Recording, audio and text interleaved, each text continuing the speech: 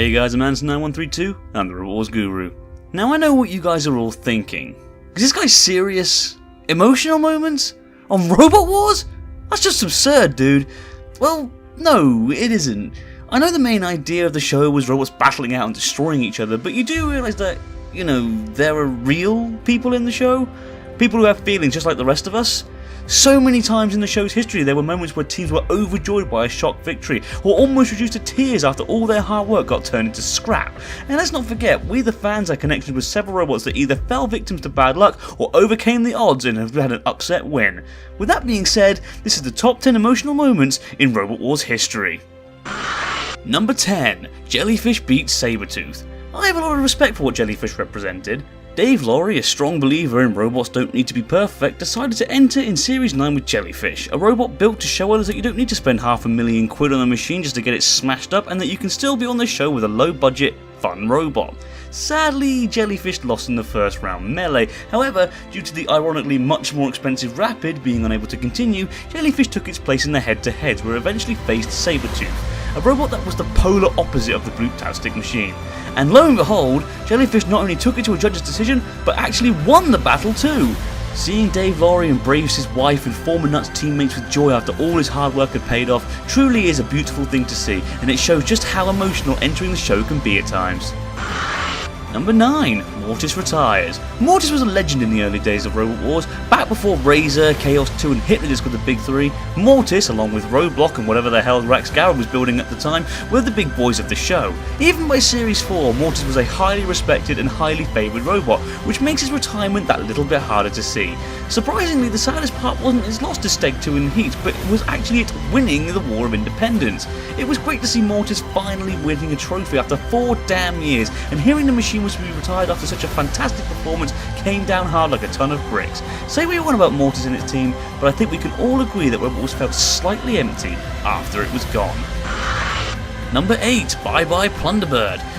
Plunderbird. Much like Mortis, they were legends of Robot Wars. However, unlike Mortis, which was legendary because of the robot, Plunderbird was legendary because of its team. They were always great fun, took losing very well, and always wanted to come back for more violence. Well, nearly always.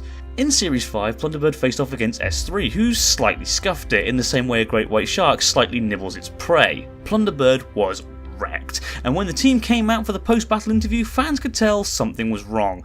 Unlike usual, there were no raps, fighting talk, or promises to come back for the next wars. Instead, an obviously deflated Mike Onslow admitted that S3 was a hard robot before Brian Kilburn stated that they had no chance of damaging S3. You could tell by the way that they admitted defeat that they were done with the show, further supported by the fact that they never entered again. A truly sad moment not just for Plunderbird fans, but Robot Wars fans full stop, as one of the most beloved teams in history left for good. Number 7. Ant Pritchard gets upset. Now before I continue, I do not have anything against Anthony in either of these situations. In both circumstances, he was upset with himself and his own team and not with anyone else, and I respect him for leaving the control booth in Series 9 instead of showing his frustration in the front of a team of kids. With that being said, let's get into it. We will start with the first time, which happened during the University Challenge in Extreme 2, where Behemoth was facing CV and Infernal Contraption. Behemoth were firmly in control and even flipped CV over. Seeing that it couldn't self-write, Anthony decided to write it to make it more fun. Sadly, however, shortly afterwards Behemoth broke down. Anthony was clearly frustrated and left the control booth the minute cease was called, angry that he had helped out a beaten robot and unintentionally sacrificed his own machine. The second occasion happened in Heat 2 of Series 9, the bad one. In the head-to-heads, Behemoth was due to fight Cherub, and the team, despite Anthony's protest, decided to use an untested new weapon against Cherub. Said new weapon failed to work, and Behemoth eventually lost a judge's decision. Anthony, angry with his team, walked out of the control booth instead of sticking around for an interview before stating he was frustrated with his team for not taking their opponent seriously enough and choosing an untested weapon because they thought it would be an easy win.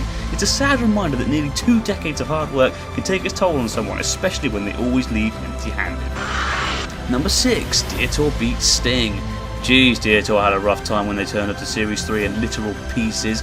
At Customs on their way over from Ireland, the team were told to completely dismantle their robot. And I'm not just talking about removing the armour and a few batteries, I mean fully dismantle. Speed controllers, motors and circuit boards were all taken apart, and when the team got to England they had mere hours to rebuild a machine that took months to build. After a lot of stress they finally managed to build the machine and pulled through to face off against Sting in a battle they would go on to win after pushing Sting in the pit. It was a great triumph for the team and all their hard work had paid off. It was almost as good as... Number 5, Dietor beats Tornado. Fast forward 2 years later, Dietor went up against the number 12 seeds Tornado and were the strong underdogs. Nobody really gave Dietor a hope in hell, but not only did they hold up their own by pushing and slamming into Tornado, they were also able to beat them by opening the pit and pushing them down in a huge shock victory. Adrenaline and joy went rushing through everyone's bodies at that point. Proof that a good underdog story creates great television. Number 4, Bigger Brother beats Hypnodisc. Hypnodisc were on a mission in Series 5. Having failed to win the last 2 series, they were back better than ever and had their sights on winning, destroying anything they came across in the process. Then along came Bigger Brother in the grand final. In this battle, Bigger Brother, for lack of a better word, was getting twatted. It had gashes in its armour, a crumpled chassis and its flipper had been ripped off, but despite this it would not die and kept coming back for more. People even started to notice Hypnodisc getting weaker and Bigger Brother coming back, but no one could have ever predicted what happened next. Bigger Brother not only pushed Hypnodisc onto the pit release button, but was then able to push them into the pit as well, causing one of the biggest upsets and comebacks in Robot Wars history. The amount of joy the team felt and the amount of shock everyone else felt at the time was extremely high and memorable. Number 3, Chomp-A-Lot spontaneously combusts. I like Chomp-A-Lot. Not only was it a good looking robot, but it was effective and a very good first attempt for a machine. Sadly though, by the time the 8 series came around, Chompy was very outdated. In its heat in Series 8, Chompy managed to scrape through to the head-to-heads but took severe damage in doing so, to the point that Gabriel beat them with ease. During the post-battle interviews, Chompy had an internal fire caused by the LiPo battery suddenly igniting. After burning for 3 solid minutes, the flames eventually extinguished and it was revealed that it was too heavily damaged and had to pull out. In a highly emotional moment, Deb's cook shed a few tears as hours of hard work and money had literally gone up in smoke. Thankfully, Chomp-A-Lot was rebuilt and is back in fighting spirit. Number 2, Chaos 2 is retired. Chaos 2, along with Razor and Hypnodisc, is arguably the most famous robot in Robot Wars history, winning back-to-back series, getting the first out of the arena flip and being a dominant force. In its prime anyway. By the time Series 6 rolled around, however, Chaos 2 had clearly seen its day, as seen when it lost its heat final after being flipped out by Danton Kier. However, this was not the end. No, that came in the All-Stars tournament in Extreme 2, where it was put against Razor and 13 Black. Chaos 2 did not do well. After receiving a hit from 13 Black, Chaos 2 stopped dead in its tracks. It was counted out and then mangled by the House Robot, almost as if it was a Viking burial. The once unbeatable Chaos 2 had been reduced to a first round dropout, and it was a harsh reminder that things eventually change. Thanks to this battle, fans all around the world felt their heads hang in sadness as one of the greats of their childhoods was retired for good, showing that the show was evolving fast. And number 1, Pussycat beats Hypnodisc. Oh, jeez, this is a tough one to discuss these days. In Series 4, Hypnodisc was the one that everybody feared. Even more deadly than the previous series, Hypnodisc utterly destroyed its first 4 opponents. It dealt some serious damage to Wild Thing on its way to the grand final, where it faced Pussycat. Now, Pussycat itself was a great robot, but everyone, and I mean everyone, thought this was a foregone conclusion and that Hypnodisc would trash it. So of course, you can imagine the shock that everyone felt when Pussycat were triumphant. David Gribble just proved how good of a driver he really was, almost immediately immobilising Hypnodisc by taking out its wheel in one hit.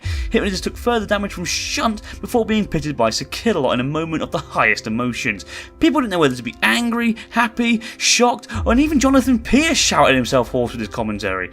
Seeing the Hypnodisc boys cheering for Pussycat is heartwarming, as is seeing the Pussycat team banging on the window and jumping around in excitement. Even the post-battle interview was emotional, with Alan Gribble unable to form a sentence without chuckling with joy, whilst David was so shocked he could barely get his words out. Even Alan saying that they can take out anyone whilst laughing was absolutely fantastic. And sadly, the emotions do not stop there. For those of you who don't know, on the 13th of October 2001, shortly after Series 5 and Extreme 1 had been filmed, David Gribble, the plucky driver of Pussycat, passed away at the age of 17 in a motorcycle accident. 12 years later, on the 1st of November 2013, Alan Gribble would join his son in passing away after a battle with cancer. Knowing this sadly makes this moment a truly sad thing to see, knowing that a mere year after this moment was filmed, the Gribble family were dealt a huge tragedy. Seeing this picture of Alan and David embracing in excitement is both a wonderful yet sad thing to see, and I find it hard to control my emotions when I watch this from time to time. And that's my list. Oh, that got a little bit deep there towards the end, didn't it? Do you agree or do you disagree with anything I've said? Feel free to let me know in the comments down below. I've been Hanson9132, the Robot Wars Guru, and I'll see you next time.